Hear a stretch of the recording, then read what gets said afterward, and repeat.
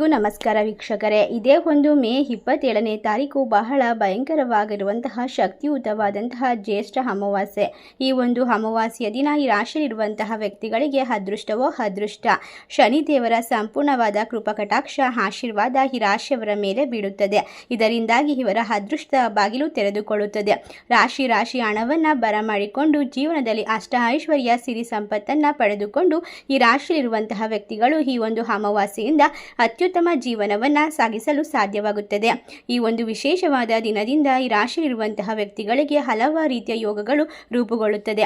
ಇದರಿಂದಾಗಿ ಇವರಿಗೆ ವಿಶೇಷವಾದ ಅನುಗ್ರಹ ದೇವಾನುದೇವತೆಗಳ ಆಶೀರ್ವಾದ ದೊರೆಯುತ್ತದೆ. ಇದರ ಜೊತೆಗೆ ಕರ್ಮಫಲದಾತನಾದಂತಹ ಶನಿದೇವನ ಸಂಪೂರ್ಣವಾದ ಅನುಗ್ರಹ ಆಶೀರ್ವಾದ ದೊರೆಯುವುದರಿಂದ ಈ ರಾಶಿಯಲ್ಲಿರುವಂತಹ ವ್ಯಕ್ತಿಗಳಿಗೆ ಇನ್ನು ಮುಂದೆ ಅದೃಷ್ಟ ಡಬಲ್ ಎಂದು ಹೇಳಿದರೆ ತಪ್ಪಾಗಲಾರದು. ಹಾಗಾದರೆ ಯಾವೆಲ್ಲ ರಾಶಿಯವರಿಗೆ ಯಾವೆಲ್ಲ ರೀತಿಯ ಲಾಭ ಹಾಗೂ ಅದೃಷ್ಟಗಳು ದೊರೆಯುತ್ತದೆ ಎಂದು ತಿಳಿದುಕೊಳ್ಳೋಣ. ಅದಕ್ಕೂ ಮುನ್ನ ನೀವು ಕೂಡ ದೇವರು ಹಾಗೂ ಜ್ಯೋತಿಷ್ಯ ಶಾಸ್ತ್ರವನ್ನು ನಂಬುವುದಾದರೆ ಈಗಲೇ ಓಂ ಶನಿದೇವಾಯ ನಮಃ ಎಂದು ಕಮೆಂಟ್ ಮಾಡಿ, ತಪ್ಪದೆ ನಮ್ಮ ಚಾನೆಲ್ನ ಸಬ್ಸ್ಕ್ರೈಬ್ ಮಾಡಿ, ಹಾಗೆ ಪಕ್ಕದಲ್ಲಿ ಇರುವಂತಹ ಬೆಲ್ ಐಕನ್ನ ಪ್ರೆಸ್ ಮಾಡಿ. ಶ್ರೀ ಅಷ್ಟಮಂಗಳ ಜ್ಯೋತಿಷ್ಯ ಪೀಠ ಪಂಡಿತ್ ಶ್ರೀ ಸುದರ್ಶನ್ ಜೋಶಿ ನಿಮ್ಮ ಜೀವನದ ಸಮಸ್ಯೆಗಳಾದ ವಿದ್ಯಾಭ್ಯಾಸದಲ್ಲಿ ತೊಂದರೆ, ಆರೋಗ್ಯ ಸಮಸ್ಯೆ, ಹಣಕಾಸಿನಲ್ಲಿ ತೊಂದರೆ, ಅತ್ತೆ ಸೊಸೆ ಕಿರಿಕಿರಿ, ಶತ್ರುನಾಶ, ಪ್ರೀತಿಯಲ್ಲಿ ನಂಬಿ ಮೋಸ, ಮಾಟ ಮಂತ್ರದಲ್ಲಿ ತೊಂದರೆ, ಸ್ತ್ರೀ ಪುರುಷ ವಶೀಕರಣ, ಕೋರ್ಟ್ ಕೇಸ್, ಇನ್ನು ನಿಮ್ಮ ಜೀವನದ ಅನೇಕ ಗುಪ್ತ ಸಮಸ್ಯೆಗಳಿಗೆ ಎಲ್ಲಿದೆ ಶಾಶ್ವತ ಪರಿಹಾರ. ಕೇವಲ ಒಂದೇ ದಿನದಲ್ಲಿ ಪರಿಹಾರ ಶತಸಿದ್ಧ. ಈಗಲೇ ಕರೆ ಮಾಡಿ ಮೊಬೈಲ್ ನಂಬರ್ 9514306662. ಹೌದು, ಈ ರಾಶಿಯಲ್ಲಿರುವಂತಹ ವ್ಯಕ್ತಿಗಳಿಗೆ ಈ ಒಂದು ಅಮಾವಾಸ್ಯೆಯಿಂದ ಶುಭ ಸುದ್ದಿಗಳು ಕೇಳಿ ಬರುತ್ತದೆ. ಶುಭ ದಿನಗಳು ಆರಂಭವಾಗುತ್ತದೆ. ನಿಮ್ಮ ಕೆಲಸವನ್ನು ಪ್ರಶಂಸಿಸಲಾಗುತ್ತದೆ. ಆದರೆ ಕೆಲಸದಿಂದ ಹೆಚ್ಚು ಒತ್ತಡವನ್ನು ತೆಗೆದುಕೊಳ್ಳಬೇಡಿ. ವೃತ್ತಿ ಜೀವನದಲ್ಲಿ ಸವಾಲುಗಳ ಹೊರತಾಗಿಯೂ ಎಲ್ಲ ಕಾರ್ಯಗಳು ಸುಲಭವಾಗಿ ಯಶಸ್ವಿಯಾಗಬಹುದು. ಕೆಲವರಿಗೆ ಹೊಸ ಉದ್ಯೋಗ ಅವಕಾಶಗಳು ದೊರಕಬಹುದಾಗಿದೆ. ಆದರೆ ಕುಟುಂಬ ಸದಸ್ಯರೊಂದಿಗೆ ಭಿನ್ನಾಭಿಪ್ರಾಯಗಳು ಎದುರಾಗಬಹುದು. ಅನಗತ್ಯ ಚರ್ಚೆಗಳನ್ನು ತಪ್ಪಿಸಿ ದಿನದ ಅಂತ್ಯದಲ್ಲಿ ನಿಮ್ಮ ಸಂಗಾತಿಯೊಂದಿಗೆ ಸುಂದರ ಕ್ಷಣವನ್ನು ಕಳೆಯಬಹುದಾಗಿದೆ. ಈ ಒಂದು ಅಮಾವಾಸ್ಯೆಯಿಂದ ವೈವಾಹಿಕ ಜೀವನದಲ್ಲಿ ಸಂತೋಷ ಹೆಚ್ಚಾಗುತ್ತದೆ. ಹಸಿದವರಿಗೆ ಆಹಾರವನ್ನು ನೀಡಿ, ಇದರಿಂದ ನಿಮ್ಮ ಕಷ್ಟಗಳು ದೂರವಾಗುತ್ತದೆ. ಈ ರಾಶಿಯಲ್ಲಿರುವಂತಹ ವ್ಯಕ್ತಿಗಳು ನಿಮ್ಮೆಲ್ಲ ಕೆಲಸಗಳಲ್ಲಿ ಅಪೇಕ್ಷಿತವಾದ ಫಲಿತಾಂಶವನ್ನು ಪಡೆಯಬಹುದು. ವ್ಯವಹಾರದಲ್ಲಿ ಯಾರನ್ನ ಕುರುಡರಾಗಿ ನಂಬಬೇಡಿ. ಆರ್ಥಿಕ ನಷ್ಟ ಉಂಟಾಗಬಹುದು. ಸೋಮಾರಿತನದಿಂದ ದೂರವಿರುವುದು ಉತ್ತಮ. ಈ ಸಂದರ್ಭದಲ್ಲಿ ಈ ಒಂದು ಕಾರಣದಿಂದಾಗಿ ನೀವು ಕೆಲಸದಲ್ಲಿ ತೊಂದರೆಗಳನ್ನು ಎದುರಿಸಬೇಕಾಗಿ ಬರಬಹುದು. ಯಾವುದೇ ವ್ಯಾಪಾರ ವ್ಯವಹಾರ ಒಪ್ಪಂದಕ್ಕೆ ಸಹಿ ಮಾಡುವ ಮೊದಲು ಡಾಕ್ಯುಮೆಂಟ್ಗಳನ್ನು ಎಚ್ಚರಿಕೆಯಿಂದ ಓದಿ. ಉದ್ಯೋಗಸ್ಥರು ಹೊಸ ಯೋಜನೆಯ ಜವಾಬ್ದಾರಿಯನ್ನು ಪಡೆಯಬಹುದು. ಇದು ಕೌಟುಂಬಿಕ ಜೀವನದಲ್ಲಿ ಮೂರನೇ ವ್ಯಕ್ತಿಯ ಹಸ್ತಕ್ಷೇಪವು ಅಡಚಣೆಯನ್ನು ಉಂಟು ಮಾಡಬಹುದಾಗಿದೆ.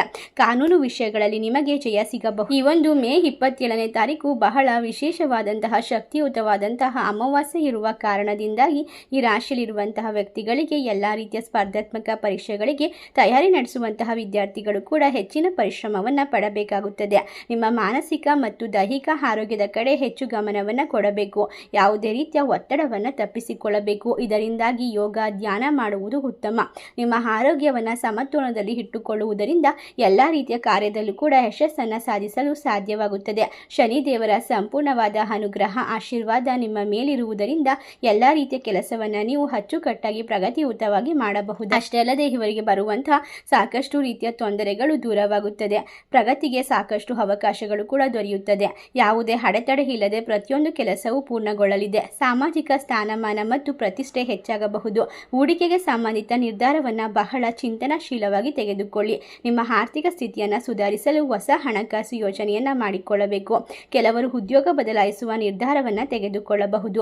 ಕುಟುಂಬದೊಂದಿಗೆ ನಡೆಯುತ್ತಿರುವಂತಹ ಆಸ್ತಿ ವಿವಾದಗಳನ್ನು ಪರಿಹರಿಸಲು ಪ್ರಯತ್ನಿಸಿ. ನ್ಯಾಯಾಲಯದ ಪ್ರಕರಣಗಳನ್ನು ತಪ್ಪಿಸಿ. ನಿಮ್ಮ ಆಹಾರದ ಕ್ರಮದ ಬಗ್ಗೆ ಹೆಚ್ಚಿನ ಗಮನವನ್ನು ಕೊಡಬೇಕು. ನಿಮಗೆ ಅತ್ಯಂತ ಮಂಗಳಕರವಾದಂತಹ ದಿನಗಳು ಈ ಒಂದು ಮೇ 27ನೇ ತಾರೀಕಿನ ಶಕ್ತಿಯುತವಾದಂತಹ ಅಮಾವಾಸ್ಯೆಯಿಂದ ಪ್ರಾರಂಭವಾಗುತ್ತದೆ. ಈ ಒಂದು ಅಮಾವಾಸ್ಯೆ ಮಂಗಳವಾರ ಬಂದಿರುವುದರಿಂದ ಇದಕ್ಕೆ ಬಹಳಷ್ಟು ಶಕ್ತಿ ಇರುತ್ತದೆ. ಇದರಿಂದಾಗಿ ನೀವು ಹಳೆಯ ಹೂಡಿಕೆಯಿಂದ ಉತ್ತಮ ಲಾಭವನ್ನು ಪಡೆಯಬಹುದು. ಸಂಪತ್ತು ಹೆಚ್ಚಾಗುವ ಸಾಧ್ಯತೆ ಇರುತ್ತದೆ. ನಿಮ್ಮ ಪ್ರತಿಭೆಗೆ ತಕ್ಕ ಅವಕಾಶಗಳು ಸಿಗುತ್ತದೆ. ನಿಮ್ಮ ಸಂಗಾತಿಯೊಂದಿಗೆ ಭಾವನಾತ್ಮಕ ಸಂಬಂಧವು ಬಲಗೊಳ್ಳುತ್ತಾ ಹೋಗುತ್ತದೆ. ನಿಮ್ಮ ಕೌಟುಂಬಿಕ ಜೀವನದಲ್ಲಿ ಪ್ರೀತಿ ಮತ್ತು ವಿಶ್ವಾಸವು ಹೆಚ್ಚಾಗಬಹುದು. ವಿದ್ಯಾರ್ಥಿಗಳು ಯಶಸ್ಸನ್ನು ಸಾಧಿಸಲು ಕಠಿಣ ಪರಿಶ್ರಮ ಪಡಬೇಕಾಗಿ ಬರಬಹುದು. ಆರೋಗ್ಯಕರ ಜೀವನ ಶೈಲಿಯನ್ನು ಕಾಪಾಡಿಕೊಳ್ಳಿ ಮತ್ತು ಯಾವುದೇ ಸಣ್ಣ ಆರೋಗ್ಯ ಸಮಸ್ಯೆಗಳನ್ನು ನಿರ್ಲಕ್ಷಿಸಬೇಡಿ.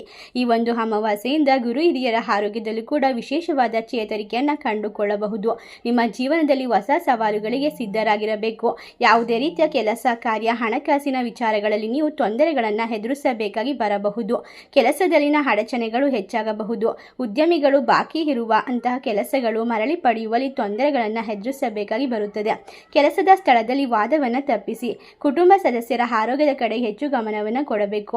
ನಿಮ್ಮ ಸಂಗಾತಿಯ ಮಾತುಗಳನ್ನು ನಿರ್ಲಕ್ಷಿಸಬೇಡಿ ಮತ್ತು ಅವರ ಬಗ್ಗೆ ಕಾಳಜಿಯನ್ನು ವಹಿಸಿ. ವೃತ್ತಿಪರ ಮತ್ತು ವೈಯಕ್ತಿಕ ಜೀವನದ ನಡುವೆ ಸಮತೋಲನವನ್ನು ಕಾಪಾಡಿಕೊಳ್ಳುವುದು ಉತ್ತಮ. ಈ ರಾಶಿಯಲ್ಲಿರುವಂತಹ ವ್ಯಕ್ತಿಗಳು ವ್ಯವಹಾರಕ್ಕೆ ಸಂಬಂಧಿಸಿದ ನಿರ್ಧಾರಗಳನ್ನು ಬಹಳ ಬುದ್ಧಿವಂತಿಕೆಯಿಂದ ತೆಗೆದುಕೊಳ್ಳಿ. ನಿಮ್ಮ ಸಹೋದ್ಯೋಗಿಗಳೊಂದಿಗೆ ಮಾಡುವ ಕೆಲಸದಲ್ಲಿ ಅಪಾರವಾದ ಯಶಸ್ಸನ್ನು ಕಂಡುಕೊಳ್ಳಬಹುದು. ಆದರೆ ಉದ್ಯೋಗದಲ್ಲಿ ವಾದವನ್ನು ತಪ್ಪಿಸಬೇಕು. ಸಹೋದ್ಯೋಗಿಗಳೊಂದಿಗೆ ಒಟ್ಟಾಗಿ ಕೆಲಸವನ್ನು ಮಾಡಿ. ಉದ್ಯೋಗದ ನಿರೀಕ್ಷೆಯಲ್ಲಿರುವಂತಹ ವ್ಯಕ್ತಿಗಳು ಸಂದರ್ಶನದಲ್ಲಿ ಯಶಸ್ಸನ್ನು ಪಡೆಯಬಹುದು. ನಿಮ್ಮ ಸಂಗಾತಿಯೊಂದಿಗೆ ತಾಳ್ಮೆಯನ್ನು ಕಾಪಾಡಿಕೊಳ್ಳುವುದು ಉತ್ತಮ. ಕೋಪವನ್ನು ತಪ್ಪಿಸಿ ಮತ್ತು ನಿಮ್ಮ ಸಂಗಾತಿಯ ಅಭಿಪ್ರಾಯಗಳನ್ನು ಗೌರವಿಸಿ. ಪರೀಕ್ಷೆಯಲ್ಲಿ ಯಶಸ್ಸನ್ನು ಸಾಧಿಸಲು ವಿದ್ಯಾರ್ಥಿಗಳಿಗೆ ಕಠಿಣ ಪರಿಶ್ರಮದ ಅಗತ್ಯವಿದೆ. ನ್ಯಾಯಾಲಯದ ಮೊಕದ್ದಮೆಗಳಿಂದ ಮುಕ್ತಿ ಸಿಗಬಹುದು. ವೈಯಕ್ತಿಕ ಜೀವನದಲ್ಲಿ ಕೆಲವು ಸಮಸ್ಯೆಗಳು ಎದುರಾಗಬಹುದು. ಸಂಬಂಧದ ಸಮಸ್ಯೆಗಳನ್ನು ಪರಿಹರಿಸಲು ಪ್ರಯತ್ನಿಸಿ. ನಿಮ್ಮ ಸಂಗಾತಿಯೊಂದಿಗೆ ಗುಣಮಟ್ಟದ ಸಮಯವನ್ನು ಕಳೆಯಿರಿ. ಸಮಾಜದಲ್ಲಿ ಗೌರವ ಹೆಚ್ಚಾಗುತ್ತದೆ. ಹಣದ ವಿಚಾರದಲ್ಲಿ ಕುಟುಂಬ ಅಥವಾ ಸಂಬಂಧಿಕರೊಂದಿಗೆ ವಿವಾದಗಳು ಉಂಟಾಗಬಹುದು. ನಿಮ್ಮ ಕೋಪವನ್ನು ನಿಯಂತ್ರಿಸಿ. ಈ ರಾಶಿಯಲ್ಲಿರುವಂತಹ ವ್ಯಕ್ತಿಗಳಿಗೆ ಈ ಒಂದು ವಿಶೇಷವಾದ ಅಮಾವಾಸ್ಯೆಯಿಂದ ಎಲ್ಲವೂ ಕೂಡ ಉತ್ತಮ ರೀತಿಯಲ್ಲಿ ಸಾಗುತ್ತದೆ. ಇಷ್ಟೆಲ್ಲ ಲಾಭವನ್ನು ಕಂಡುಕೊಳ್ಳುವ ಅದೃಷ್ಟವಂತ ರಾಶಿಗಳು ಯಾವುವು ಎಂದರೆ ಮೀನರಾಶಿ, ವೃಶ್ಚಿಕ ರಾಶಿ, ಸಿಂಹ ರಾಶಿ, ಧನಸ್ಸು ರಾಶಿ, ಕರ್ಕಾಟಕ ರಾಶಿ, ತುಲಾ ರಾಶಿ, ಮೇಷರಾಶಿ. ಈ ರಾಶಿಗಳಲ್ಲಿ ನಿಮ್ಮ ರಾಶಿ ಇದ್ದರೂ ಇಲ್ಲದಿದ್ದರೂ ಭಕ್ತಿಯಿಂದ ಓಂ ಶನಿದೇವಾಯ ನಮಃ ಎಂದು ಕಮೆಂಟ್ ಮಾಡಿ. ವಿಡಿಯೋಗೆ ಒಂದು ಲೈಕ್ ಕೊಟ್ಟು ಎಲ್ಲ ಕಡೆ ಶೇರ್ ಮಾಡಿ. ಧನ್ಯವಾದಗಳು.